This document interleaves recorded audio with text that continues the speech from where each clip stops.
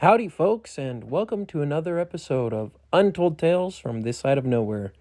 As always, I am your host, Connor Jones, coming to you from about as close as you can get to the middle of nowhere, Poverty Flats, Wyoming. This week's episode is sponsored by Basins Market, located in Basin, Wyoming. Basins Market is your destination for groceries, fresh produce, and the best meat department in the Bighorn Basin. Come in and sample their wide selection of products Monday through Saturday from 7 a.m. to 8 p.m. and Sundays from noon to 6 p.m. We're also sponsored here by the Wyoming Welcome Program. The Wyoming Welcome Program distributes Wyoming Welcome baskets throughout Cody and Powell and the surrounding areas. These baskets are filled with goodies, coupons, and advertisements from local businesses and are given to new members of the Powell or Cody communities and the surrounding areas. If you would like to receive your very own free-to-you welcome basket, you can drop by the Powell Chamber of Commerce or contact Haley at HaleyJ@WyomingWelcome.com. Same goes for a business. If you'd like to be included in the next round of baskets, please reach out to Haley and she'll be happy to help you out. And now, the podcast. Well, I have been sleeping less lately. Maybe not as little as my wife. Okay, definitely not as little as my wife. Having a third child, and the third child being a newborn, as he is, has turned things upside down around here. They say that the third one is the most difficult because the parents are outnumbered. And let me tell you, I would totally agree. Compared to having one child or having two, 3 has been a real step up, and all the parents of 3 or more children out there are probably nodding their heads right now. Or maybe not, I don't know, maybe it's just me, but it sure seems like having 3 has given us a run for our money. But it's also amazing being a parent. I really love my boys, and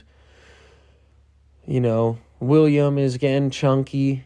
He's got all the fat rolls on his arms and legs, like a little Michelin man. And Ruben and Joseph are so cute with him. So really, it's an amazing blessing, and I'm so thankful I can be a dad. I can't imagine what it would be like going back to the way it was without the boys. And it's sure given me some perspective.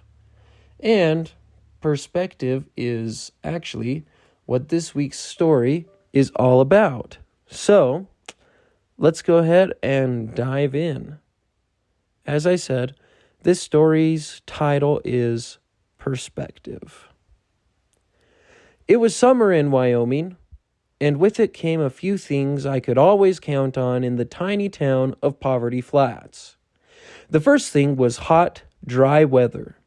The second was weeds, thousands of them. Both these elements of the Wyoming summer had joined forces to place me in my current predicament. What predicament was this, you may ask? Well, it was one that had the potential to be quite embarrassing, but lucky for me, I was blessed with a naturally curious mind that could make just about any situation into an opportunity to learn something. At present, I found myself in a position that I'm sure most people would like to avoid, and even with my curious nature, I had not exactly arrived there on purpose, to be entirely honest. I was upside down with my back to a barbed wire fence, and the backpack sprayer full of herbicide I was wearing was slowly leaking down the back of my neck. It all started when my Uncle Greg hired my twin brother Fred and I to spray white top around the ranch. Since Joneses had arrived in Poverty Flats at the turn of the century, They had been doing battle with weeds, and whitetop was among the most pernicious of their kind.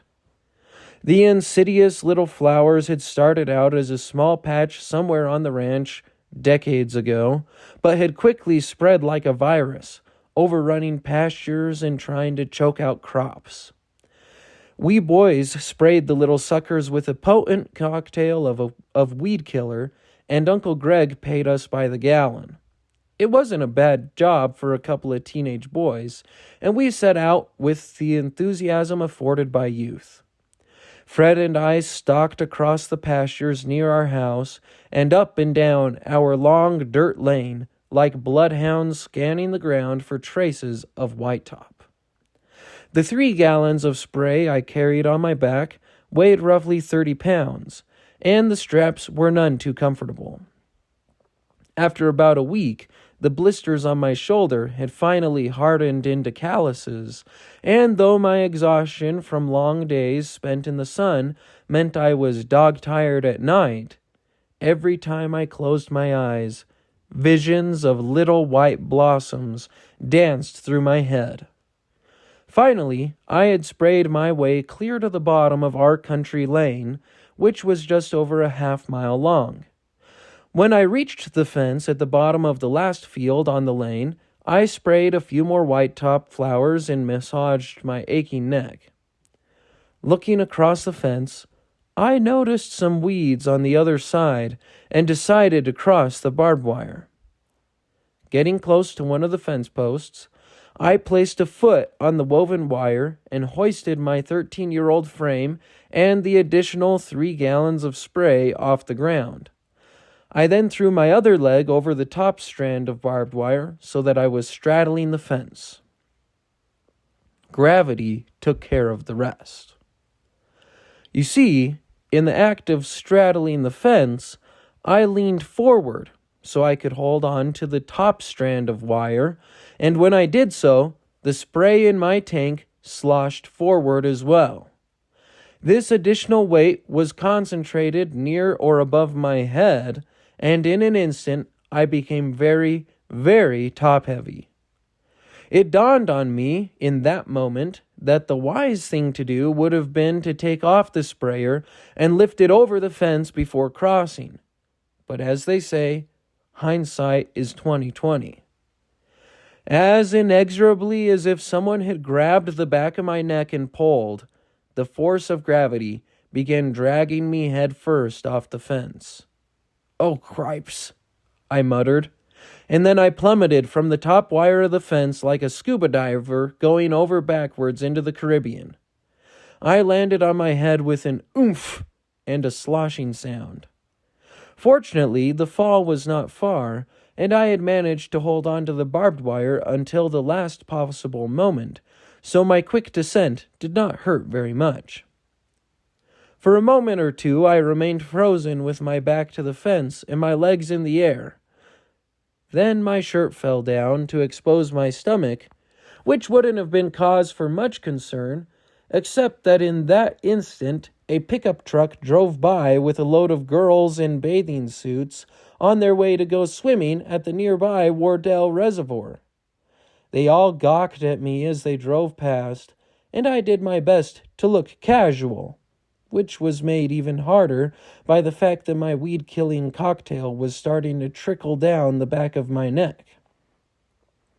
Anyone else would probably have been embarrassed if they found themselves in a similar situation, but not I.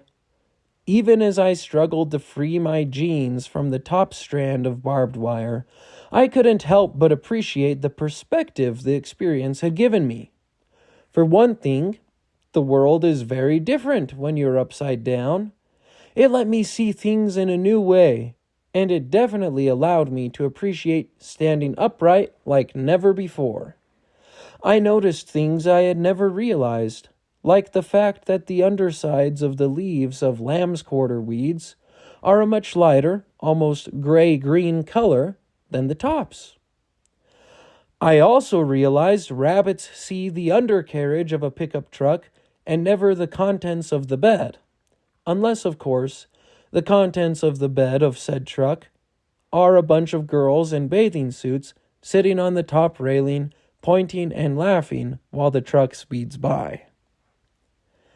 Yes, the experience granted me a perspective I never would have gained had I made the wise decision to take off my sprayer before crossing the fence. It's not just an accident like toppling off a fence that can give you perspective, though. Perspective can come from all sorts of circumstances and experiences. For one thing, I have found that age is one of the greatest sources of perspective. When I was a kid, I thought that summer lasted forever, and that a year was such an incredibly long amount of time, it seemed Christmas would never arrive.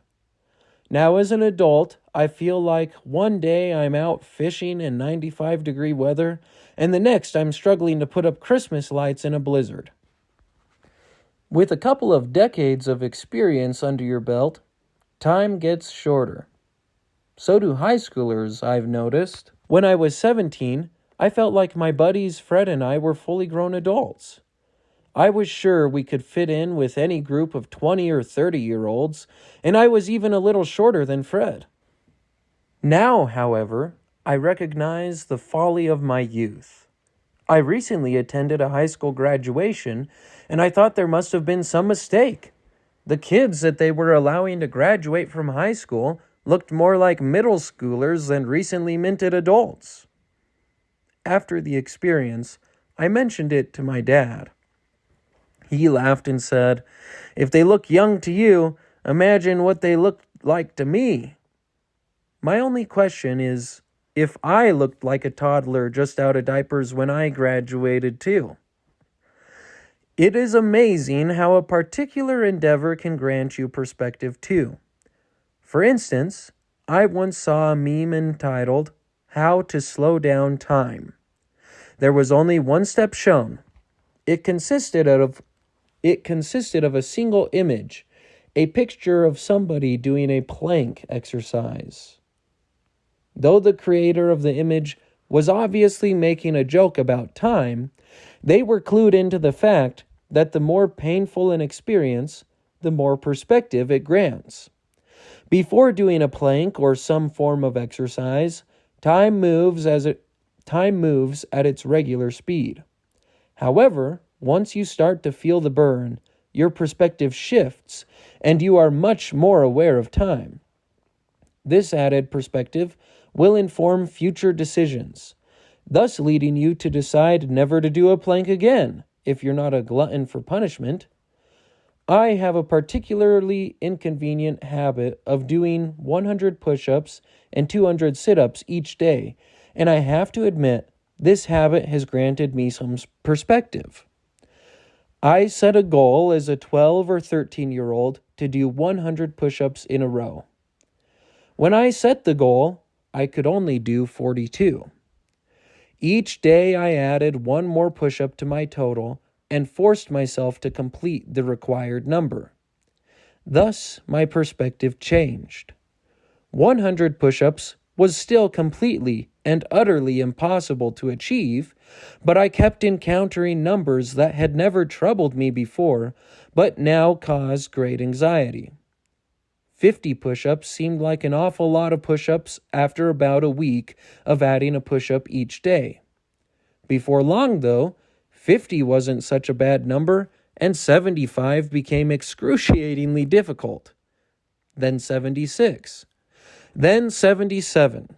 And so on, until one day I arrived at 85 push-ups. And then I experienced a huge shift in perspective. It was in that moment, when I had cranked out 85 push-ups, that I realized 100 was not an impossible number. It was actually an attainable number, if not one that I was destined to reach. So, with a Herculean effort, I cranked out 5 more push-ups. Now I was at 90. You want to talk about time slowing down? It was crawling like a slug over an ice block. Slowly, one push-up at a time, and with long pauses between each one, I drew closer to that elusive 100 mark. 94, 95. Why was I doing this? 96. I think I'm going to make it. 97. Just 3 more. 98. 2 more.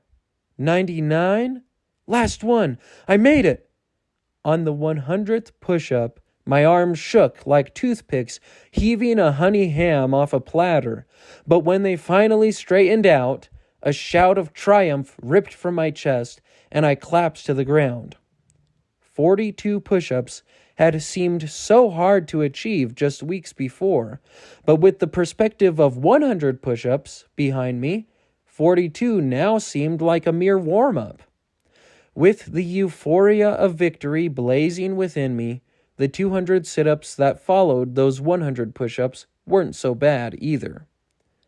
I have to admit, even though I am now doing 112 push-ups in a single set each day, that doesn't mean doing that many push-ups is a piece of cake, even after more than a decade of doing 100 push-ups every day. When you get ready to do that many push-ups, the perspective of 100 push-ups starts to take over, and you realize that other things you've been putting off are actually not chores, but are in fact enjoyable activities. You take out the trash. You sweep the floor and clean up dinner. When you finally get down on your hands and knees to do the push-ups, you notice there is a little piece of garbage on the carpet. Before the 100 push-ups perspective took over, this garbage was totally invisible. But now that you're choosing between beginning 3 minutes or more of intense effort or picking up a speck of dirt, that speck presents a serious threat to the well-being of your family. Someone could trip on that thing. It would be irresponsible not to pick it up and throw it away before beginning the push-ups. Sometimes my wife Lily will come downstairs at night while I'm doing my push-ups and sit-ups to see where I've been. Al, where have you been? You said you were going to do your push-ups and sit-ups. What's that? I say. Lily huffs and shouts, It's been a half hour. I thought you were doing your push-ups and sit-ups. What? I ask. Al, turn off the vacuum, Lily yells. Oh, yeah, I say, and flick off the power. I was just about to get started on my push-ups, I say. Okay, well, get on with it, Lily says. Thanks for cleaning the basement, by the way. I've been meaning to pick up down here all day. I nod and wind the vacuum's cord back up. I guess if you want to clean the basement, you really just need to do 100 push-ups. Exercise isn't the only way to gain perspective, though. Temperature can be an excellent source of perspective. Take, for instance, 20 degrees Fahrenheit. In July, when it's 90 or 100 degrees in Wyoming, 20-degree weather is downright frigid. I remember hauling ice with my Grandpa Iverson, and we would deliver to Walgreens and Cody. Going from a 95-degree day into the walk-in freezer was a shock to the system, to say the least. We hustled as fast as we could to stack the bags of ice in the freezer so we could get out of there. Compare this to what happens in late February or early March when the first day above 20 degrees hits. In July, 20 degrees would have had people bundled up in parkas and cursing the cold.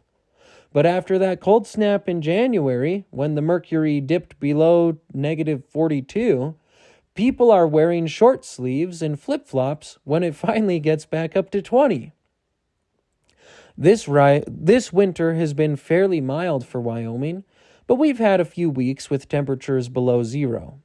The cold has lingered for quite a while, too, with freezing temperatures through the month of April. A few days ago, though, the high was 75, and Lily and I took the boys down to the Shoshone River for a walk. Wowee, I said, wiping my brow. I could do with some shade. Al, Lily trilled, it's 75 degrees.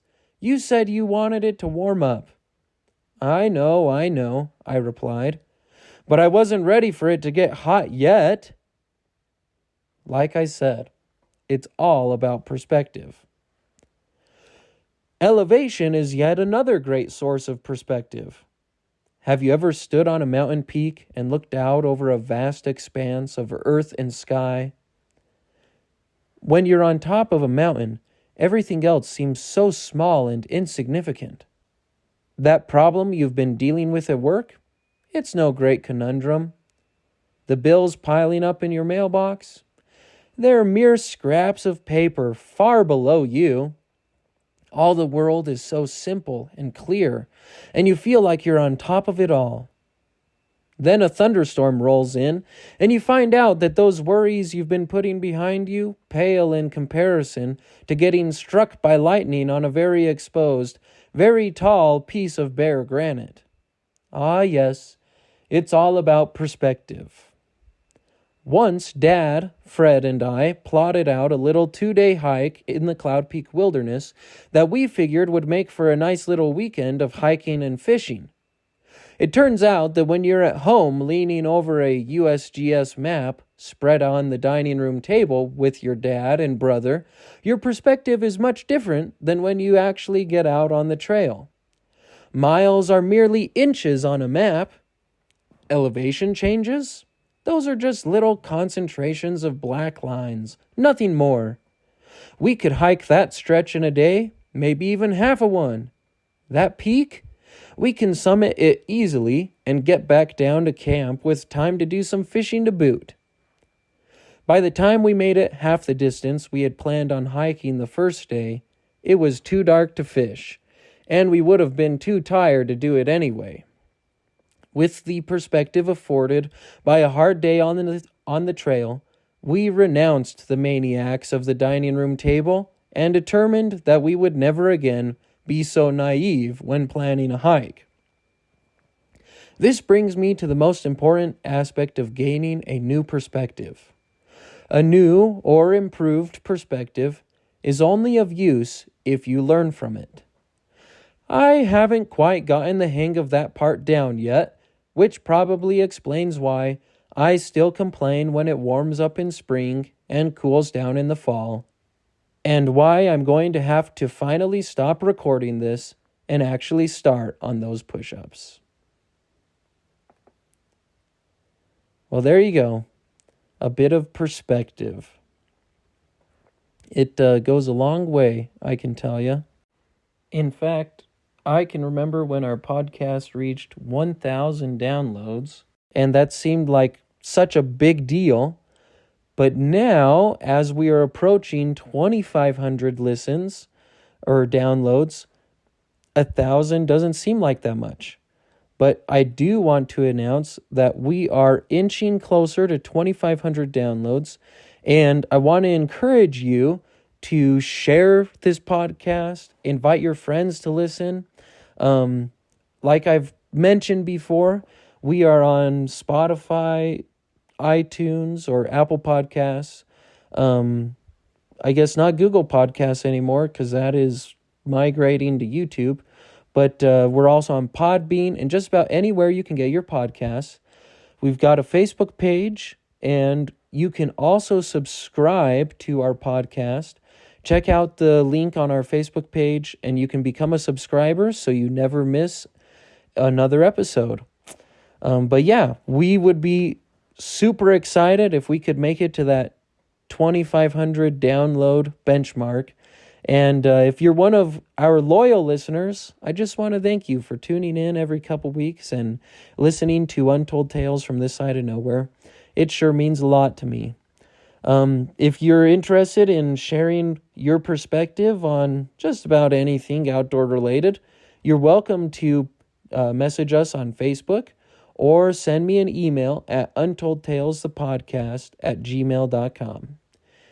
As always, this has been another Untold Tale from this side of nowhere, where we work twice as hard for half as much and still find time for the important things like fishing. See you next time, folks.